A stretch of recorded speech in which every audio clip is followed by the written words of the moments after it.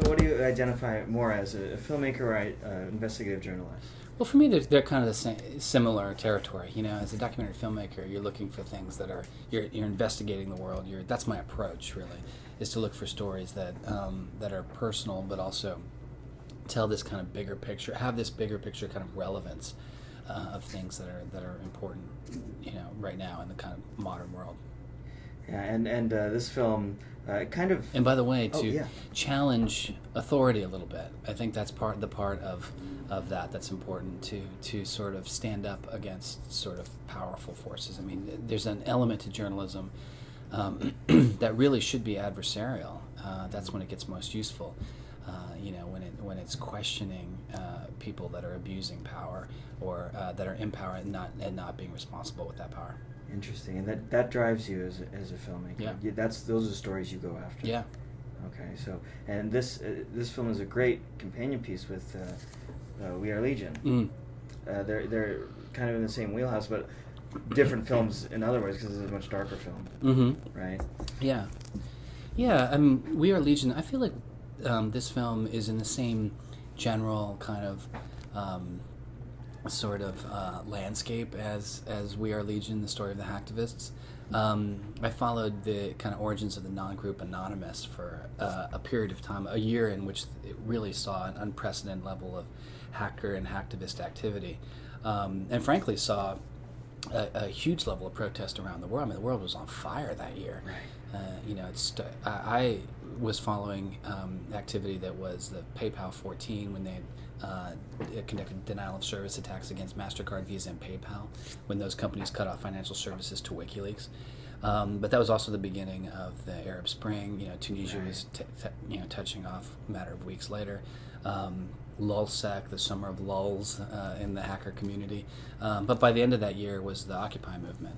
So that film reflects some of the intensity and the anger and the frustration that was really expressing itself that year.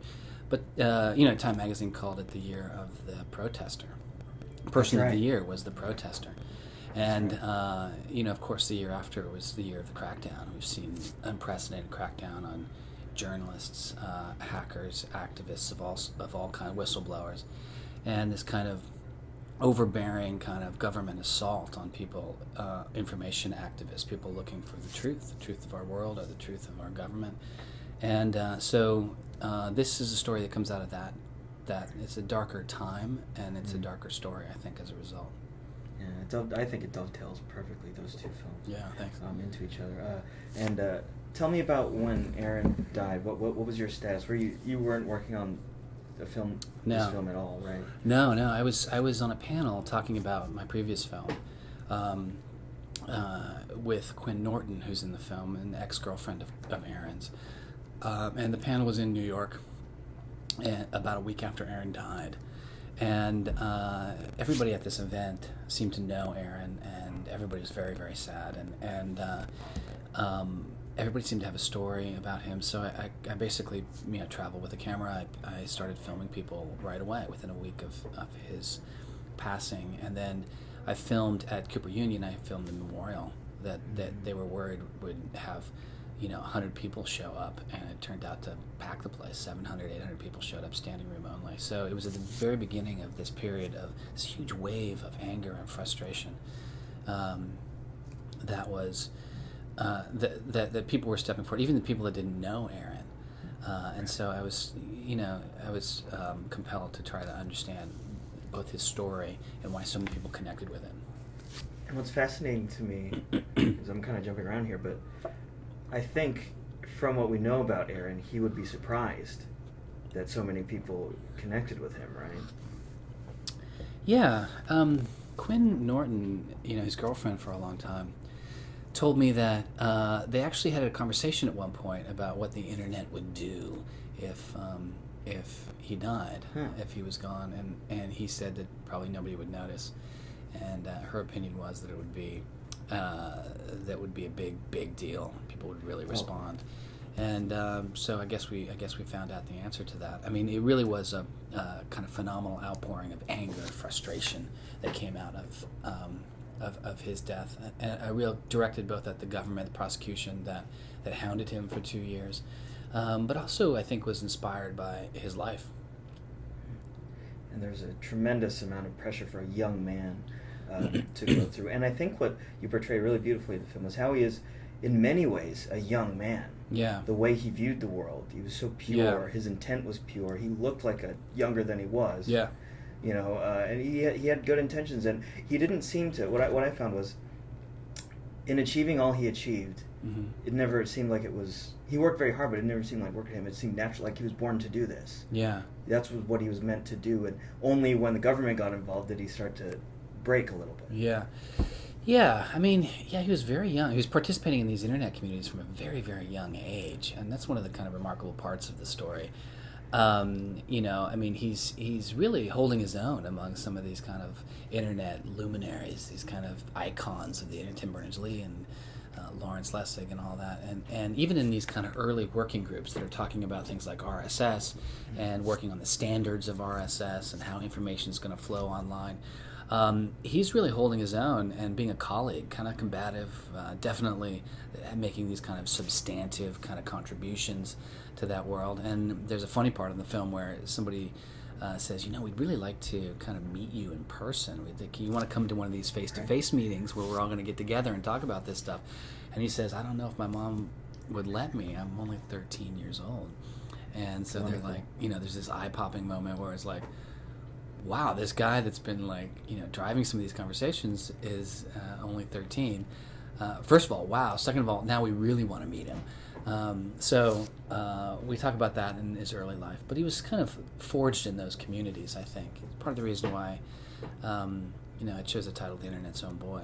But he takes a distinctive turn after they sell Reddit to Condé Nast, where it becomes about political organizing and it expands way beyond the kind of internet world in which he was this kind of quasi-prodigy celebrity. Right, and I love, by the way, speaking of that, I love that when he gets on that podium, you can't even see his face. Yeah, there's a really funny part in the film where they as a part of Creative Commons, he's one of the technical architects of Creative Commons, so they ask him to come up and explain the technology part of it. So they're all taking turns and all this, and it wasn't until he actually gets on stage that they realize that, you know, this podium is almost bigger than he is, and he's just peeking out over the podium, and then suddenly, you know, he flips up his laptop and you can't even see him. So another one of those glimpses into his kind of who he was in that world at that time when he was very young. Figures like him, these kind of really brilliant young people, or a lot of people that this country likes to label hackers, which is kind of the evil thing. Yeah. He's, for me, he comes off as different because he's brilliant, but he's not intellectually intimidating. If you know, he's not trying to bully people with his intellect like other people. Yeah, that's funny. That's funny that you mentioned that. I do think that at some of his, in his early kind of in some of his teenage years, he was a little bit of a kind of tech bully. I think that he rubbed people the wrong way. I think I think that he came across as like knowing everything, and not afraid to kind of tell you that he knew everything. A lot of people sort of describe that part of his personality. I think the real tricky part is that he was young, which I think, you know, most young men have that anyway. But it's also, he sort of did know everything. Like he kind of legitimately kind of could back up his points. So there's a little bit of that, but there's really a kind of humbleness to me that comes in later in life, where he's explaining things. It seems to me a real skill of his that he's able to explain things that are technologically complex in ways that are not just easy to understand, but in ways that really make you understand their relevance to your life. I mean, because ultimately, you know, we're moving beyond this time in which there is the internet's this realm of geeks and hackers, right? We're moving past that. We're now all online. Right. This is the place where we live. This isn't the realm of programmers or coders or aficionados somehow. You know, like quote unquote hackers. Like, this is where we live. So it's time for us to kind of understand this landscape, understand the kind of traditional values and stuff that we want to bring in terms of human rights and civil liberties and how we want that to work in this new world, and just what kind of internet we want to have moving forward. Yeah, he was a brilliant, and technologically, obviously, his achievements are unprecedented. But we learned later that his real gift was not in that arena. His real gift was to galvanize people and help people. Yeah. Right, and then we get into his persecution. Yeah. And it seems that gift as an activist seems to be the reason he was put so much pressure on it. Well, we don't know. That's the most compelling question of the whole ordeal is why was he, Right.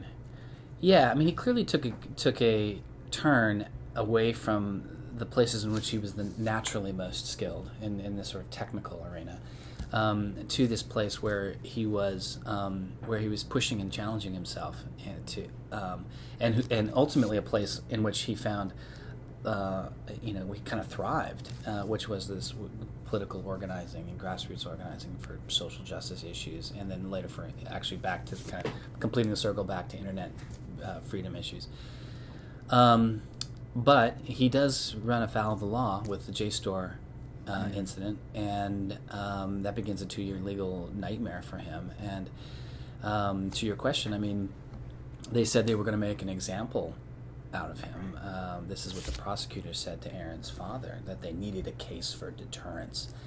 And it's a really curious thing to say, because it immediately makes you ask the question, deterring what? Right. What were they trying to deter? If they're saying, if it's coming straight from them, from the government, that this was going to be a case for deterrence. Look, I made a film of the guy. Most of what I think he was doing was social justice issues, was political organizing. So is that the behavior they're trying to deter?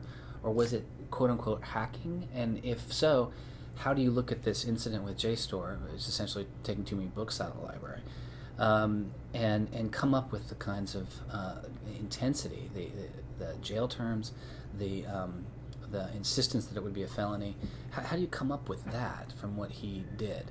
So the notion that he was going to be made an example of brings up all kinds of actually very troubling questions.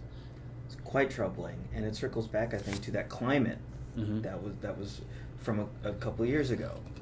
It was just like you said before, the world was on fire. Do you think that's where it came from? People were just so afraid. Yeah, I think you can't separate Aaron's arrest from the time in which it happened, the kind of landscape that was happening at the time. The world was on fire. That was, I think his arrest was somewhere close to when people were literally catching fire. The Arab Spring took off. Certainly lots of anxiety about WikiLeaks. They had released the Afghan war logs, the diplomatic cables. There was this pushback against MasterCard, Visa, and PayPal, the group now known as the PayPal 14, and they conducted the Now service attacks. This is all the kind of landscape. But I think that I think that you can't look at Aaron's story somehow separate from those events because they were happening at the same time. But I also think that you have to look at Aaron's story as separate from those events. A lot of things happen online, right? Some of it is real serious crime. Some of there's different ways of it's silly to sort of loop everything under the word hacker because it's too broad. It encompasses too much activity. And the approach to this can't be some knee-jerk kind of cookie-cutter kind of approach to everything that somehow involves a computer. Obviously, there's a range of things that people do online. So, and in this case, I think many people in the film make the case that this should have been left for MIT and JSTOR to deal with in some professional kind of way. Maybe it deserves a slap on the wrist, but does it deserve a press release from the government saying 35 years in prison and a $1 million fine? It's obviously overbearing. It's obviously too much. And that's what makes it so troubling is suicide. It bothers me as it bothers everyone else. But I want to kind of switch gears here and talk about the filmmaking. In a film like this, where the subject matter is so politically sensitive, no documentarian, it's near impossible for a documentarian to create the exact movie he wants to create. Yeah. You can't in an ideal world, you'd get someone from MIT, someone from the government, Yeah. and Aaron's family in a room. It's like, let's figure this out, guys. I'll Yeah, film yeah, it. yeah. You can't do, that would Sure. be great, but that's not the reality. So you're kind of getting whatever you can get. You're Yeah. going after what you can. Talk about that process and shaping the film around what you could acquire. Yeah. Well, we were lucky. I got most people that I want to talk to me about the film, and a lot of people I already knew from previous work, so I got a lot of sort of, I guess, inside access, quote unquote. But you're right to point out that in an ideal world, I would have gotten the government's point of view. I certainly try. It wasn't like for lack of trying. What is that process like? Well, you just harangue them, and they send you to somebody else, and then you try again, and then they send you to the press person, and they try again. So this went on for months and months and months, and we really got a kind of definitive no, like they weren't just going to do it, and they haven't talked to anybody about this case. But that's to their great shame. I mean, we should know what's going on with this case. This was 2 years of this prosecutors going after this kid. For what exactly? Checking too many books out of the library, essentially. At the same time, we're in the middle of a financial meltdown. Our economy is crashing, and because of this sort of awful behavior of a handful of people, and nobody in the banking industry sees the inside of a courtroom. Meanwhile, it's this kid, 24, 25-year-old kid, that we have to insist is a felon. It definitely brings up a lot of questions, and I wanted the government's position. I would have talked to Steve Hyman. I would have put Steve Hyman's position, his case, in the film. I would have let him make the case, even footing, and I would have played it straight. I want to know what they were thinking. We don't know. There was never a public trial, right? We can't look at the transcripts and say, okay, this was their case.